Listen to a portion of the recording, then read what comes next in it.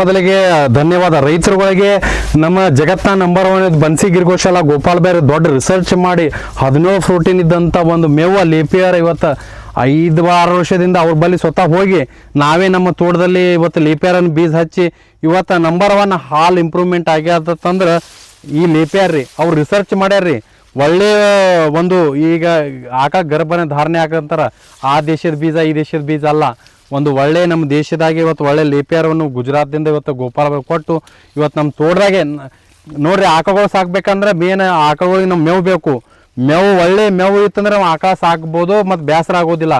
ಅದೇ ರೀತಿಯಾಗಿ ಇವತ್ತು ಜಗತ್ತಿನಾಗ ಇವತ್ತು ಹೈಯೆಸ್ಟ್ ಈ ನೋಡ್ರಿ ನಾವು ಹ್ಯಾಕ್ ಸಿಸ್ಟಮ್ ಮಾಡಿವಪ್ಪ ಅಂದ್ರೆ ಒಂದು ಲೈನ್ ಕಟ್ ಮಾಡಿವ್ರಿ, ಒಂದು ಲೈನ್ ಇಟ್ಟಿವು, ಅದ್ರೊಳಗೆ ಇಂಟರ್ಕ್ರಾಪ್ ಬಾಳೆಹಣ್ಣು ತೊಗೊಂಡಿವು. ಇದು ಮಾಡಲ್ ಗುಜರಾತ್ನಾಗ ಇವತ್ತು ಗೋಪಾಲ್ ಬಾಯ್ ಸಕ್ಸಸ್ಫುಲ್ ಆದ ಬಳಿಕ ನಾವು ನಮ್ಮ ತೋಟದಲ್ಲಿ ಇವತ್ತು ಲೇಪಿಯರ್ ಒಳಗಡೆ ಒಂದೊಂದು ಜಿಗ್ಜಾಗ್ ಸಿಸ್ಟಮ್ ಬಾಳೆಹಣ್ಣು ನಮ್ಮ ದೇಸಿ ಬಾಳೆಹಣ್ಣು ಗಿಡನೂ ನಾವು ಇಲ್ಲಿ ಹಚ್ಕೊಂಡಿದ್ದೀವ್ರಿ. 10 ಫೂಟ್ನಾಗ ಜಿಗ್ಜಾಗ್ದಾಗ ಮಾಡಿ ಈ ಲೇಪಿಯರ್ ಹುಲ್ಲು ನೋಡ್ರಿ ಆಕಳುಗಳಿಗೆ ಒಳ್ಳೆ ಮೇವು ಅದರಿ.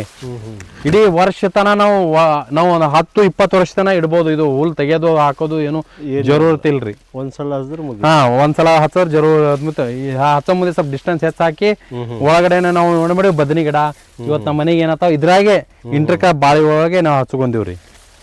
Good sir. ಹಾ, ಏನು ಹಾಕಿರಿ ಸರ್ ಇದು ಹೇಳ್ತೀವಲ್ರಿ. ಹಾಂ ಸರ್. ವಿಶೇಷವಾಗಿ ನಮ್ಮ ಬನ್ಸಿ ಗಿರಿಗೋಶಾಲ ಗೋಪಾಲ್ ಬೈ ಅವ್ರು ಏನು ಹೇಳ್ತಾರ, ಆಕಳ ಸೆಗಣಿ ಯಾವಾಗಲೂ ಏನು ಮಾಡ್ಬೇಕ್ರಿ 2 ಫೂಟ್ ಅಡಲ್ಕ ಉದ್ದ ಎಷ್ಟು ಫುಟ್ ಇಡ್ತೀರಿ ಇಡ್ರಿ, ಮೇಲ್ಗಡೆ 2 ಫುಟ್ ಹೈಟ್ ರೀ. ನಾವು ಏನು ಮಾಡಿರ್ತೀವಿ ಇದಕ್ಕೆ ಗೋಕೃಪಾಮೃತದ ನಮ್ಮ ಗೋಕೃಪಾಮೃತ ಹೋಲ್ ಹಾಕ್ತಿವ್ರಿ. ಹೋಲ್ ಹಾಕಿ ಒಳಗಡೆ ಏನು ಮಾಡ್ತೀವಿ ಗೋಕೃಪಾಮೃತ ಹಾಕ್ತಿವಿ. ಹಾಕಿ ಇದಕ್ಕೆ ಏನು ಮಾಡ್ತೀವಿ ಒಂದ್ಸಲ ತಳಗಮ್ಯಾಗ ಮಾಡಿ 1-2 ಸಲ ತಂಪ್ರಿ. ಈಗ ನೋಡ್ರಿ ಇದೇ ನಾವು ಆಕಳ ಸೆಗಣಿದಿಂದ ಇವತ್ತು ಸಾಕಷ್ಟು ಎರಿಗಳು ಉತ್ಪನ್ನ ಆಗ್ತಾವ ನಮ್ಮ ನೋಡ್ರಿ. ಈಗ ಈಗ ಬಂಗಾರ ಅಂತಿರಲ್ಲ, ಈ ಬ್ಲ್ಯಾಕ್ ಗೋಲ್ಡ್ ರೀ, ಇದು ಅಷ್ಟು ಇದು ಇಂಪಾರ್ಟೆಂಟ್ ಅದ. ಅದೇ 60 ದಿನದಾಗ ಈ ಸರ ಚಾಪುತಿ ಆದಂಗೆ ಆಗ್ತದ. ನಮ್ಮ ಆಕಳ ಸೆಗಣಿ ಇಲ್ಲಿ ನೆಳ್ಳಾಗ ಇದು ಮಾಡ್ಬೇಕಾದ ಮೆಥಡ್ ಏನ್ಬೇಕು, ನೆರಳು ಇರ್ಬೇಕ್ರಿ. ಯಾವುದೇ ರೀತಿಯ ಬಿಸಿಲಾಗ ಮಾಡ್ಬಾರ್ದು. ನಮ್ದು 60 ದಿನದಾಗ ಜಗತ್ತಿನ ನಂಬರ್ 1 ಗೊಬ್ಬರವನ್ನು ತಯಾರಂತ ಘಟಕ ಅದ ರೀ. ಮತ್ತು ನಮ್ಮ ಈ ತೋಟದಾಗ ನಾವು ಏನು ಮಾಡಿವಿ ಗೋಕೃಪಾಮೃತ ಕಲ್ಚರ್ ರೀ.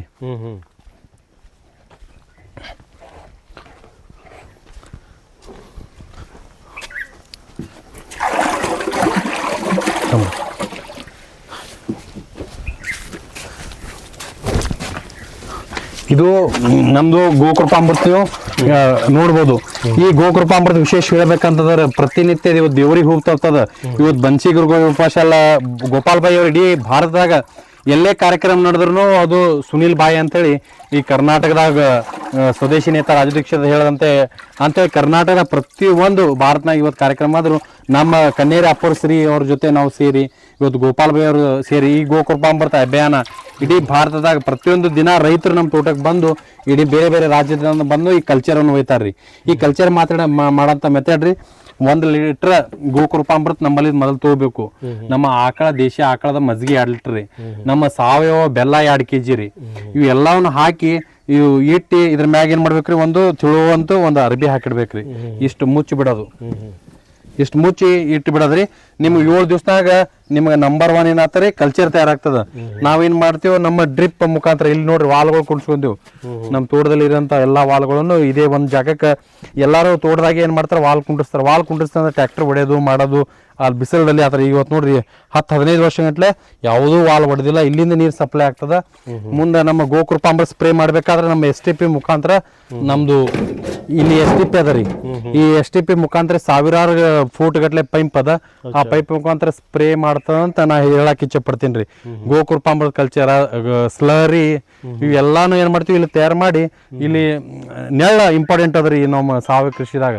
ಇಲ್ಲಿ ಏನ್ ಮಾಡಿವಿ ಸಂಪೂರ್ಣ ಜವಾರಿ ಕೆರೆಮೇವ್ ಅದ. ಇವತ್ತು 50 ವರ್ಷ ಗಟ್ಲೆ ಆಯ್ತು ನಮ್ಮ ತೋಟದಲ್ಲಿ ಇವತ್ತು ಇದು ಜವಾರಿ ಕೆರೆಮೇವ್ ಅದ. ಆ ಜವಾರಿ ಕೆರೆಮೇವ್ ಜೊತೆ ಏನ್ ಮಾಡಿವ್ ನಮ್ಮ ಸಂಪೂರ್ಣ ಜೇನ್ ಸಾಕಾಣಿಕೆ ಬಹಳ ಇಂಪಾರ್ಟೆಂಟ್ ಅದ ಕೃಷಿದಲ್ಲಿ. ನಮ್ಮ ಕೃಷಿಗೆ ಪರಾಗ ಪ್ರಸ ಮಾಡುವಂತ ಕೆಲಸ ಮಾಡದೆ ಜೇನ್ ಹುಳ ರೀ. ರೈತರ ಆದ ಬಳಿಕ ಜೇನ್ ಸಾಕಾಣಿಕೆ ಮಾಡದ ಎಲ್ತಾನ ನಮ್ಮ ಕೃಷಿ ನಡೀತದಪ್ಪ ಅಂತಂದ್ರ ಈ ಜೇನ್ ಹುಳ ಇರತನ ನಮ್ಮ ಕೃಷಿ ಅದ. ಯಾಕಪ್ಪ ಜೇನ್ ಹುಳ ಇರತಾನ ಅಂದ್ರೆ ಜೇನ್ ಹುಳ ಒಂದ್ ನಮ್ಮ ಮಾವಿನಕಾಯಿ ಇಷ್ಟ ಯಾಕಾಗ್ಯಾವ ನಮ್ಮ ತೋಟದಾಗ ಇವತ್ತಿಗೆ ಇಷ್ಟ ಯಾಕೆ ಹೆಂಗಾಗ್ಯಾವಪ್ಪ ಅಂತಂದ್ರೆ ಕಾರಣನೇ ಜೇನು ಹುಳ ರೀ. ಆ ಜೇನು ಹುಳ ಹೋಗಿ ಒಂದಕ್ಕೊಂದು ಪರಾಗ ಪರಸ ಮಾಡಿದವಕ್ಕಾರ ಹೆಚ್ಚಿನ ಹೂ ಆಗಿ ಹೆಚ್ಚಿನ ಈಡ ಕೊಡಾಕ ಸಾಧ್ಯ ಅಂತ ನಾನು ರೈತರಿಗೆ ಹೇಳಕ್ಕೆ ಇಚ್ಛೆ ಪಡ್ತೀನಿ ರೀ. ವಿಶೇಷವಾಗಿ ನಮ್ಮ ತೋಟದಲ್ಲಿ ನಾವು ಅರಿಶಿನ ಹಾಕ್ತಿವಿ. ಅರಿಶಿನ ಹಾಕೋದ್ ವಿಶೇಷ ಅಂದ್ರೆ ಅರಿಶಿನ ಆಯುರ್ವೇದಿಕ್ದ ಔಷಧ ಅದ ರೀ.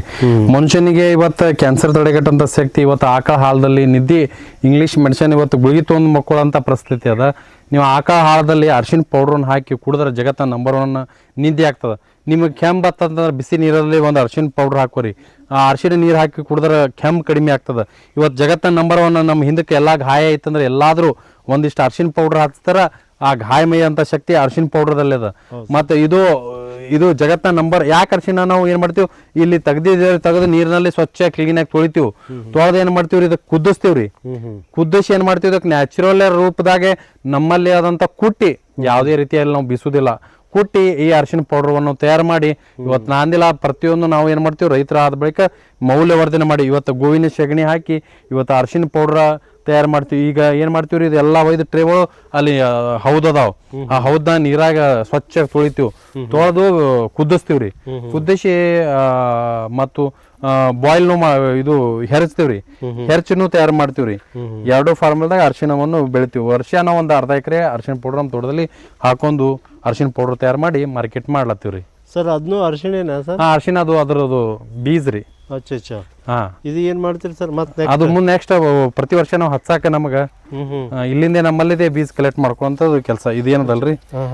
ಇದು ಬೀಜ ಇದಕ್ಕೆ ಏನ್ ಮಾಡ್ತೀವಿ ಮುಚ್ಚಿ ಇಡ್ತೀವ್ರಿ. ಈಗ ತಪ್ಪಲಾಕಿ 1 ತಿಂಗಳ ತನ ಸಂಪೂರ್ಣ ತಪ್ಪಲಾಕಿ ಮುಚ್ಚಿ ಇಟ್ಟ ಬಳಿಕ ಇದಕ್ಕ ಮುಂದೆ ನೆಕ್ಸ್ಟ್ ಮತ್ತೆ ಜೂನ್ದಾಗ ಹಚ್ಕೊಳಕಿದ್ ಪ್ಲಾಂಟೇಶನ್ ತಯಾರು ಮಾಡ್ಕೊಂತಾರೆ. ಆಟೋಮೆಟಿಕ್ ಆಗ್ಬಿಡ್ತದೆ. ಹಾ, ಇದಕ್ಕ ನಿಯಮ ನಿಷ್ಠೆ ಅದಾವ್ರಿ. ಕೆಲವೊಂದು ಫಾಲೋ ಮಾಡ್ಬೇಕು. ಅದೇ ಪ್ರಕಾರ ಸುಮ್ನೆ ಯಾವಾಗಲೂ ಏನೋ ಹಸ್ತಿ ನಂತರ ಇದು ಆಗುದಿಲ್ರಿ. ಇದೇನದಲ್ರಿ ಇದು ಮುರೆ ಮುಂದೆ ಸಿಸ್ಟಮ್ ಇದು ಮುರಿಬ್ಯಾಡ್ದ್ರಿ. ಇದು ಏಕಟ್ ಇಡ್ಬೇಕು. ಬಹಳ ರೂಲ್ಸ್ ಸಿಸ್ಟಮೆಟಿಕ್ ಇದು ಅರಿಶಿನ ಯೂಸ್ ಮಾಡ್ಕೋಬೇಕು. ಮತ್ತು ಮನುಷ್ಯನಿಗೆ ಆಯುರ್ವೇದಿಕ್ ಔಷಧ ಅಂತ ನಾ ಹೇಳಕ್ ಇಚ್ಛೆ ಪಡ್ತೀನಿ ರೀ. ಮುಂದೆ ನಿಮ್ಗೆ ಅರಿಶಿನ ಹೆಂಗ್ ಬೆಳಿಬೇಕು ಅನ್ನೋದು ತೋರಿಸ್ಕೊಡ್ತೀವ್ರಿ. ವಿಶೇಷವಾಗಿ ನಾನು ಒಂದೇ ಅಂದಿಲ್ರಿ ಕಬ್ಬು ಬೆಳೆಯೋದಿಲ್ಲ. ಈ ಕಬ್ಬಿನ ಜೊತೆ ನಾವು ಮನೆಗೆ ಹತ್ತದ ಶೇಂಗಾ ಎಣ್ಣೆ ಜಗತ್ನ ನಂಬರ್ 1 ಎಣ್ಣೆ ಬೇಕಂದ್ರೆ ರೈತರನ್ನೇ ಬೆಳೆದು ಶೇಂಗಾ. ಕಬ್ಬಿನ ಜೊತೆ ಇವತ್ತ ನಾವು ಶೇಂಗಾ ಹಾಕೊಂಡಿವ್ರಿ. ಒಳಗಡೆ ಇಲ್ಲಿ ಏನಂತ ನಿಮ್ಗೆ ಮೊದಲ ಈ 6 ಫುಟ್ ಅಂತರವಾಗ ಕಡ್ಲಿ ಇತ್ರಿ. ಕಡ್ಲಿ ಒಳಗಡೆ ಜ್ವಾಳ ರೀ. ಕಬ್ಬಿನ ಹತ್ರ ಶೇಂಗಾ ರೀ. ಇವು ಎಲ್ಲಾನು ನಾವು ಏನ್ ಮಾಡ್ತೀವಿ ಇಂಟರ್ ಕ್ರಾಪ್ ಆಗಿ ಒಳಗ್ ಬೆಳ್ಕೊತೀವಿ. ನೀವು ನೋಡ್ಕೋಬಹುದ್ರಿ. ಕಬ್ಬಿನ ಒಳಗೆ ಶೇಂಗಾ ಆಗ್ತದ್ರಿ. ಒಳಗಡೆ ಕಡ್ಲಿ ತಕೊಂಡಿವ್ರಿ. ಕಡ್ಲಿ ರಾಶಿ ಆಗೈತ್ರಿ. ಇವತ್ತ ನೀವು ಕಣ್ಣಾರೆ ನೋಡ್ಬೋದು. ನಮ್ಮ ತೋಟದಲ್ಲಿ ನಾವು ಏನ್ ಮಾಡ್ತೀವಿ ಪ್ರತಿ ವರ್ಷ ಜೋಳ ರೀ.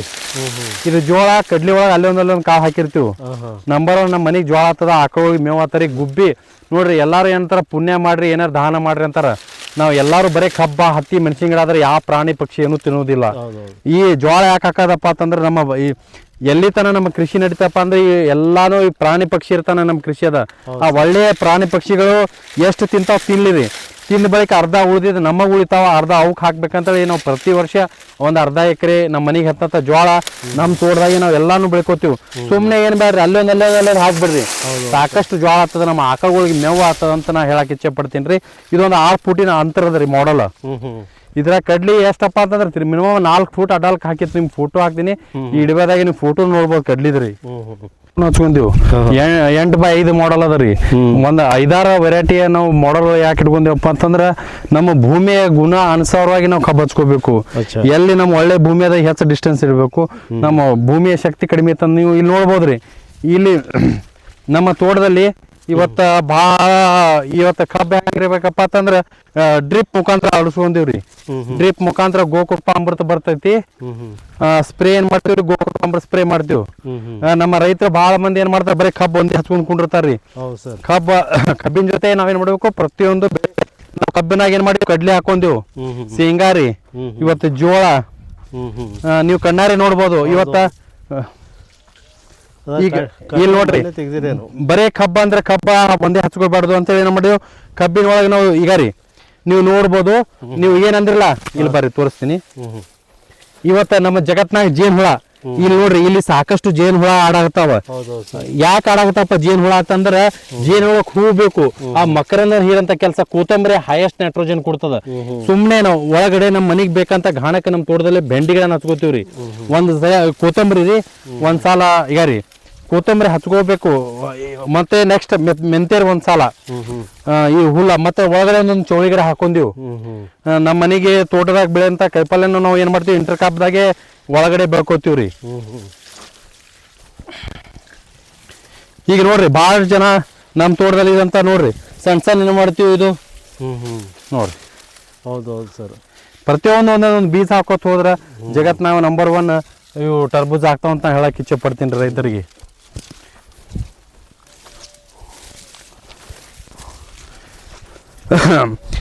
ಈಗ ನಮ್ಮ ಕಬ್ಬಿನ ಒಳಗಡೆ ಯಾಕೆ ನಾವು ಹಾಕ್ಬೇಕು, ವೀರ್ಯ ಬೇಕು. ವೀರ್ಯ ಕೆಲಸ ಏನ್ ಮಾಡ್ತಾರೆ, ಚೌಳಿ ಗಿಡ ಮಾಡ್ತದ. ಈ ಚೌಳಿ ನೋಡ್ರಿ, ಚೌಳಿ ಗಿಡ ಅಲ್ಲೊಂದು ಚೌಳಿ ಗಿಡ, ಒಂದೊಂದು ಟಮಾಟಿ, ಒಂದೊಂದು ಕೊತ್ತಂಬರಿ ಎಲ್ಲಾನು ಒಳಗಡೆ ಹಾಕಿದ್ರೆ ನೈಟ್ರೋಜನ್ ಕೊಡಂತ ಕೆಲಸ ಮಾಡ್ತದೆ. ನಮ್ಮ ಕಳೆನಾಶಕ ಹೇಳಾರ್ದಂಗ ನೋಡ್ರಿ, ಚೌಳಿ ಗಿಡ ಎಲ್ಲಾ ಕಡೆ ಬೇಕು, ಒಂದೊಂದು ಚೌಳಿ ಗಿಡ ಹಾಕೋಬೇಕು.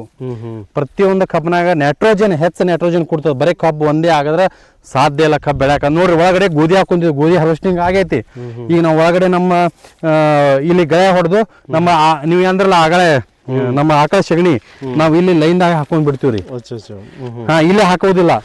ಇಲ್ಲಿ ಮತ್ತೆ ನೆಕ್ಸ್ಟ್ ಇನ್ನೊಂದು ಬೆಳೆ ತಕೋತೀವ್ರಿ. ಇನ್ ಮುಂದ ಎಲ್ಲಾನು ಗಳೆ ಹೊಡೆದ ಇದಕ್ಕೆ ಮಣ್ಣು ಏರಿಸಿ ಒಳಗಡೆ ಹೆಸರ ಉದ್ದ ಅವು ಬೆಳ್ಕೊಂತ ಕೆಲ್ಸಾನು ಮಾಡಾಕ್ತಿವ್ರಿ. ಒಳಗಡೆ ನಮಗ್ ಬೆಳೆಯಂತ ಸೌಂತಿನಕಾಯಿ ಎಲ್ಲಾನು ಇಲ್ಲೇ ಒಳಗಡೆ ಅದ ಜೋಳ.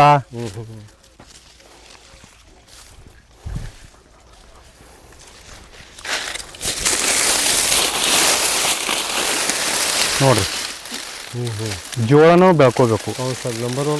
ಬಾಕಿ ಎಲ್ಲ ಕೆಲವೊಂದು ಗುಬ್ಬಿ ತಿಂದಾವ, ನಮಗಿಷ್ಟು ಜೋಳ ಉಳ್ದದ.